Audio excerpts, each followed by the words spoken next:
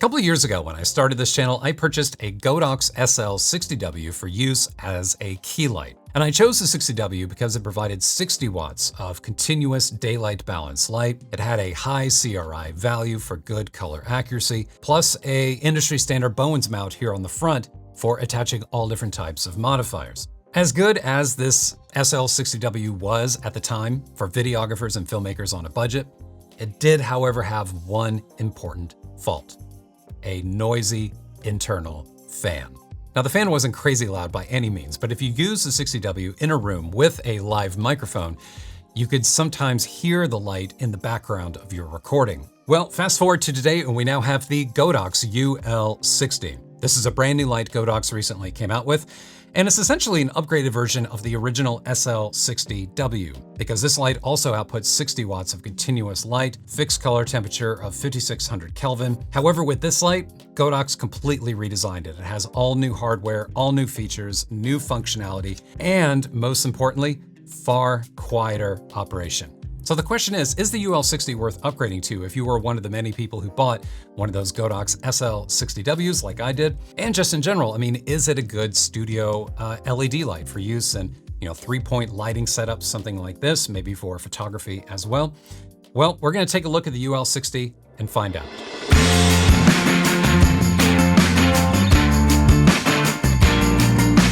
Before we get going, a quick disclaimer to let you know that Godox did provide me with the UL60 for the purposes of creating this review.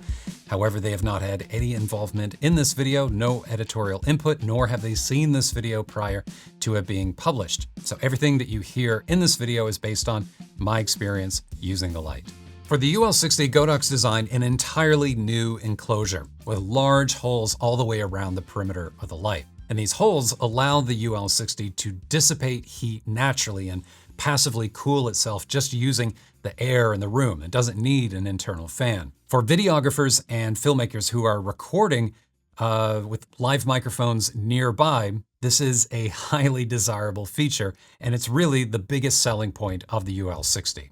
The overall construction and design of the UL60 is nicer than the 60W. The materials that they used are higher quality, and the fit and finish of everything is just tighter, and it's a more professional looking light. It also just feels more rugged and just well designed and manufactured. The body is made of lightweight anodized aluminum, so it's metal, it's not plastic. It also has a U-shape yoke down here for rotating the light, something else the 60W did not have. And it has a strong tightening knob over here on the side for locking the light down at different angles. And just so you know, in my tests, I put a bunch of different modifiers on this light, including a large 48-inch double parabolic softbox, and it held the light up perfectly fine. And this tightening knob and the yoke, by the way, is so much nicer than this cheap, plastic handle that was on the 60W. The light comes with this external power converter and control box, and this one piece of hardware does a bunch of different things. It allows you to control brightness on the light through the scroll wheel that you see here. There's also modes and groups that you can assign for wireless control, and most importantly, a power button to be turning the light on and off. And having brightness and power on this external unit is so much nicer than the old 60W, where you had the power switch and the brightness knob back here. And oftentimes when you would boom this light high overhead, the controls would be hard to reach. It'd be hard to make adjustments to brightness, and you couldn't even see the screen on the back. Other details to note here: this box has a plastic loop that's integrated into it that you just pull up like so. And then you're able to hang this box on a light stand or on a C-stand. On the back of this box is a place to mount a single V-mount battery. So you can use the light on the go. You can bring some batteries with you. It doesn't have to be plugged into a wall. Note, however, this light does not come with a V-mount battery. That's something you have to purchase separately. In addition to battery operation, of course, you can also use this light by plugging it directly into a wall, which is what this yellow port here is, and I'll talk more about that in just a second. Plus, there are two DMX ports here. There's a DMX in and out for people who want to connect this light to a professional light board. So I rather like this yellow power input down here on the bottom of the control box. And I know it's kind of a silly thing, but I just like the fact that, one, it has this nice yellow color that you see in the other hardware that comes with the light. Even the Velcro straps, You can see this yellow color in the hardware of the light, here on the tightening knob and then here on the back of the light as well. But it's not just color. The design of this is actually really clever and pretty cool. With this yellow power knob here, you have to insert it into the right notch. Like, it doesn't just plug directly in. There's a notch that you kind of shoot for, and you rotate it until it's there. Then you push it in and you twist like so.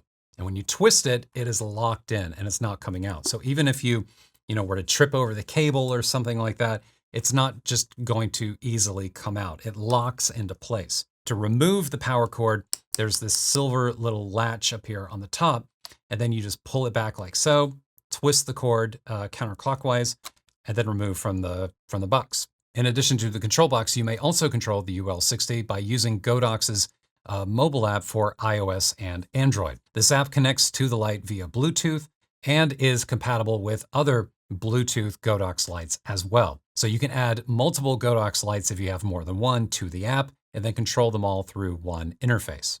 The UL60 has an industry standard Bowens mount here on the front for attaching all different types of modifiers. Speaking of the Bowens mount, this light also comes with a 7-inch reflector for shaping the light, controlling the light, and for also intensifying the beam of light coming out. So yeah, good time to go ahead and turn this on.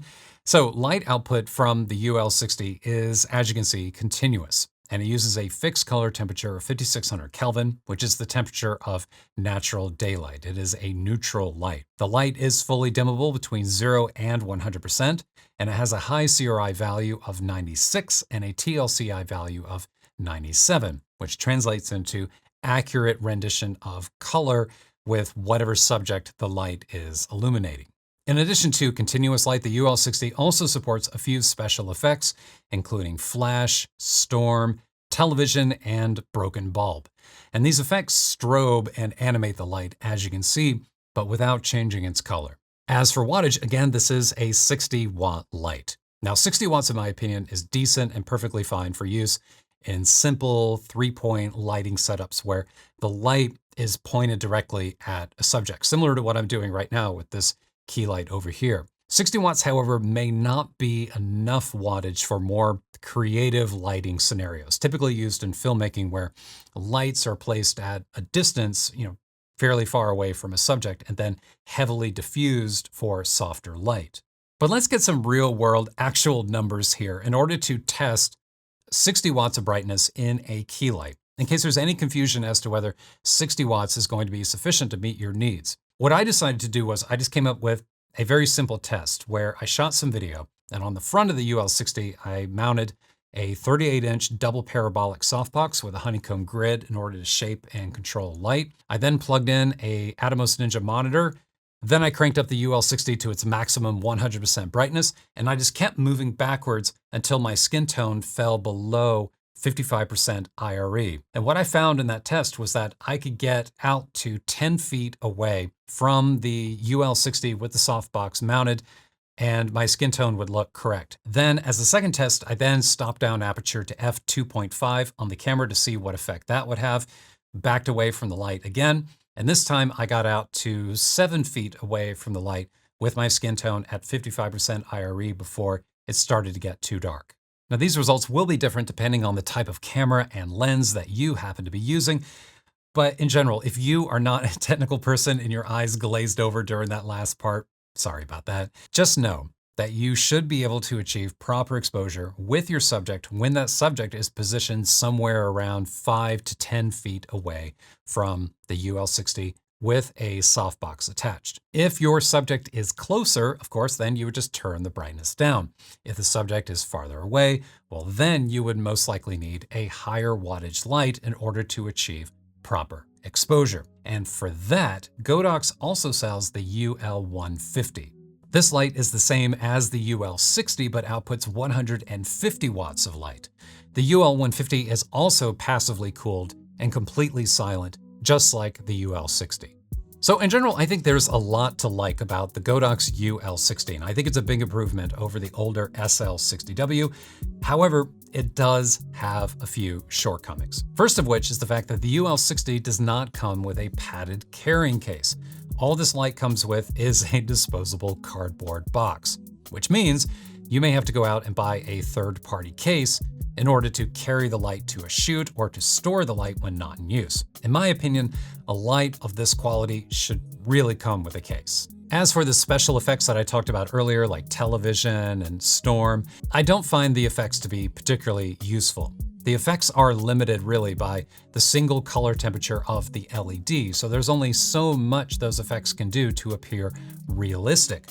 The UL60 really is primarily a studio light, not a light for special effects. If you're looking for special effects, there are plenty of RGB lights out there that do a better job than the effects you'll find in this light. In general though, I mean, it doesn't hurt. It's nice to have. It's not, it's not getting in your way or anything like that. I just wouldn't buy the UL60 for the effects.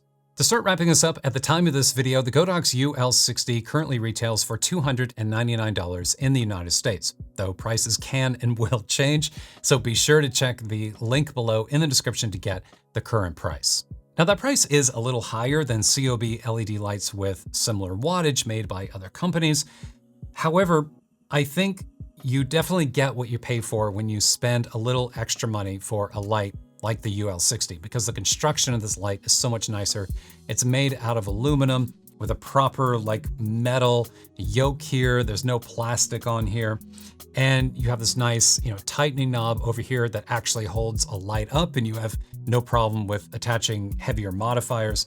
Also the fact that it has a separate control unit and the controls aren't on the back of the light like they are on the old SL60W here, which is just so hard to reach. The design of this is just so much nicer through and through. And just to share with you a real world example here of what I'm talking about, there's actually a light out of frame that you can't see, it's up here, but it's illuminating that wall back here behind me. And it's not a Godox light, it's a light that I bought from a different company probably about a year and a half ago. Kind of cheap, not too cheap, but also not too expensive. It was kind of, somewhere in between, seemed like a pretty good deal. But the light is entirely made of plastic, the construction's pretty bad, and it's noisy. It's actually louder. I can hear the fan in it running right now. Noisier than this, noisier than the 60W. I wish I could get rid of it. The only reason I'm actually using that light right now is because this one is on the table. Otherwise, I would totally be using this light and ditching that one up there.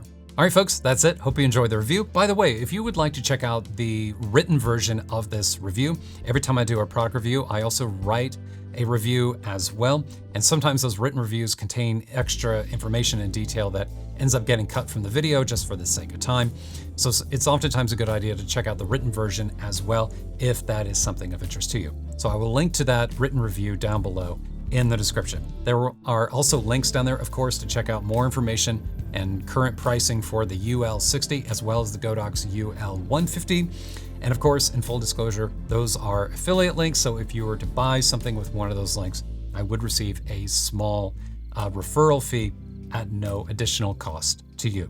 Thanks so much for taking the time to be here, everyone. If you enjoyed this review, please remember to give it a thumbs up and subscribe to this channel as well to keep in touch with me in the future. See you next time.